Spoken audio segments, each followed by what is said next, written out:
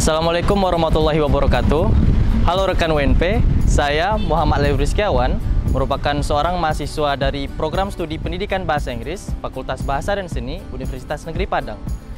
Sebelumnya, saya merupakan seorang awardee batch pertama di tahun 2021 di program Indonesia International Student Mobility Awards yang dilaksanakan oleh Kementerian Pendidikan, Kebudayaan, Riset, dan Teknologi. Berbicara mengenai ISMA, atau juga bisa disebut dengan Indonesia International Student Mobility Awards, ISMA merupakan suatu program unggulan yang dilaksanakan oleh Kementerian Pendidikan, Kebudayaan, Riset, dan Teknologi yang memberikan kesempatan seluas-luasnya dan selebar-lebarnya kepada seluruh mahasiswa di Indonesia untuk merasakan bagaimana sih vibes dan atmosfer belajar di kampus-kampus ternama di luar negeri. Baik, berbicara mengenai ISMA, pendapat saya pribadi, ISMA ini merupakan program yang sangat amat baik bagi kita mahasiswa jika ingin menunjang soft skill maupun hard skill. Berbicara mengenai soft skill yang bisa diasah di ISMA ini, kita bisa mengasah leadership atau kepemimpinan diri, kita juga mengasah manajemen waktu, kita juga bisa mengasah bagaimana sih kita berbicara atau membuat koneksi dengan orang-orang baru, yang tentunya orang-orang baru ini bisa di skala nasional, teman-teman yang ikut ISMA dengan kita, atau juga skala internasional, teman-teman internasional yang ada di kampus tujuan kita nanti. Kemudian juga berbicara mengenai ISMA, ISMA ini merupakan kesempatan yang sangat besar bagi kita untuk menunjang bagaimana sih cara berpikir kita yang lebih kritis lagi. Dan juga kita bisa merasakan bagaimana vibes belajar nih di Eropa bersama dengan dosen-dosen yang tentunya sangat luar biasa nantinya di kampus tujuan nanti. Berbicara mengenai ISMA juga, saya sebelumnya bisa merasakan bagaimana atmosfer belajar di benua biru atau benua Eropa. Benua Eropa di sini khususnya saya bisa merasakan bagaimana belajar di University of Pécs, yaitu di negara Hongaria. Oke, ngomong-ngomong soal cara belajar nih di luar negeri, khususnya di University of Pécs Hongaria. University of Pécs Hongaria ini memiliki 3 sistem pembelajaran. Yang pertama itu regular class. Regular class itu merupakan sistem pembelajaran yang juga kita rasakan di UNP. Jadi regular class itu bagaimana cara kita membangun komunikasi antara dosen dan juga mahasiswa. Sedangkan yang kedua itu ada kelas seminar. Nah, kebalikannya di sini, kelas seminar itu merupakan kelas yang 100% seluruh mata pelajaran, seluruh pembelajaran dan materi itu disampaikan oleh dosen. Jadi, kelas seminar ini kita sebagai mahasiswa hanya mencatat, mendengarkan dan membangun poin-poin penting dari apa yang disampaikan oleh dosen tersebut. Kemudian yang ketiga itu ada kelas presentasi. Nah, kelas presentasi ini merupakan kontradiktif dari kelas seminar. Kelas seminar tadi, dosen yang 100% menyampaikan seluruh materi, sedangkan kelas presentasi, itu kita yang 100% membangun materi kita dari arahan dosen sesuai dengan tema yang kita dapatkan. Berdasarkan pengalaman saya ada mengikuti 5 courses di University of Pécs. Salah satunya yang sangat berkesan bagi saya dikarenakan di kelas itu, saya sendiri yang merupakan awardee ISMA dan satu-satunya yang mengambil kelas tersebut yaitu Public Education. Public Education itu memiliki seorang dosen yang alhamdulillah saya juga mendapatkan LOA dari beliau. Jadi dosen saya tersebut memiliki gaya belajar yang sangat interaktif. Beliau membagikan 3 kelompok di kelas tersebut. Dari 3 kelompok tersebut beliau memecah. Jikalau misal ada teman saya dari Mongolia yang masih terhitung Asia, itu tidak akan dimasukkan kelompok saya. Tapi Asia digabungkan dengan Eropa dikarenakan gaya pendidikan di Asia dan Eropa itu sangat amat berbeda. Jadi, gaya pendidikan dari Bapak Ferenc Arato ini memiliki gaya belajar seminar dikombin dengan presentasi. Beliau menyampaikan materi, kemudian memberikan pertanyaan kritis, dan kita harus menyampaikan apa sih opini kita mengenai pertanyaan tersebut. Oke, bagi teman-teman nih yang tertarik untuk mengikuti ISMA, dan juga saya sangat merekomendasikan hal ini dikarenakan kita bisa menunjang soft skill kita. Ada syarat-syarat nih yang teman-teman harus kumpulkan dan persiapkan sebelum mengikuti ISMA. Yang pertama, teman-teman semua harus mendapatkan surat rekomendasi terlebih dahulu dari pihak UNP. Dikarenakan kita memiliki syarat khusus, yaitu kita wajib minimal GPA atau IPK kita itu 3. IPK kita 3. Setelah mendapatkan surat rekomendasi, nanti teman-teman bisa mendaftar di akun MBKM yang ada di website.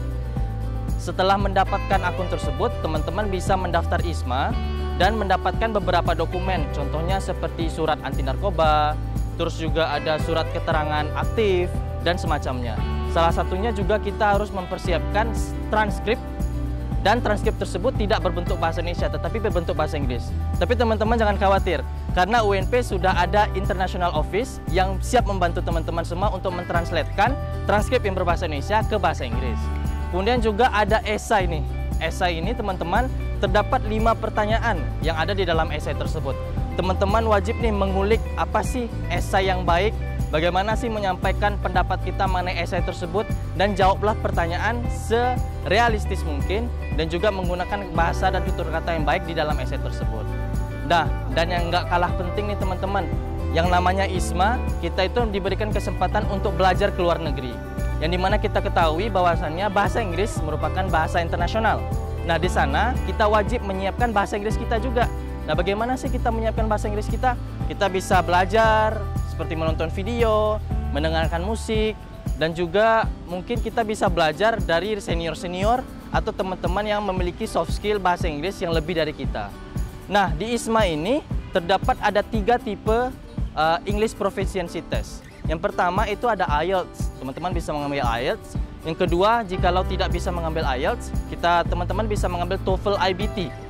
Jikalau tidak bisa juga, ada suatu cara unik nih, cara yang mayoritas awardee ISMA itu mengambilnya, yaitu Duolingo English Test. Duolingo English Test ini merupakan sistem English Proficiency Test yang berbasis komputer, jadi teman-teman bisa mengambil Duolingo dan tes di mana saja.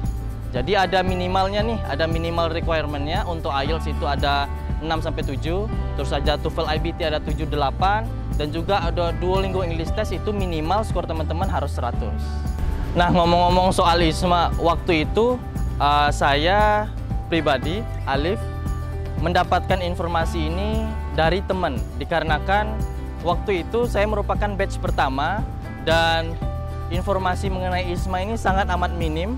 Jadi saya waktu itu mendapatkan informasi mengenai ISMA itu dari teman saya yang salah satunya juga awardee dari ISMA ini, yaitu Kak Selvina. Nah, informasi tentang ISMA ini juga teman-teman jangan khawatir, sekarang sudah ada 2 batch tambah 3 batch untuk tahun ini.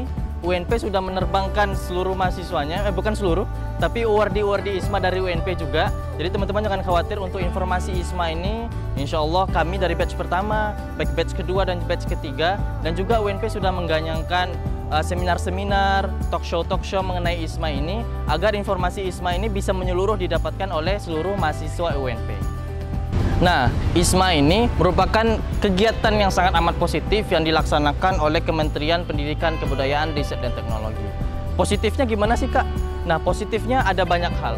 Yang pertama, kita bisa membangun relasi, baik dengan teman-teman nasional maupun teman-teman internasional. Bukan hanya teman, tapi juga bisa dengan dosen. Jadi dengan teman-teman yang ingin melanjutkan nanti pendidikan ke S2 atau S3, teman-teman bisa membangun relasi dengan dosen-dosen luar.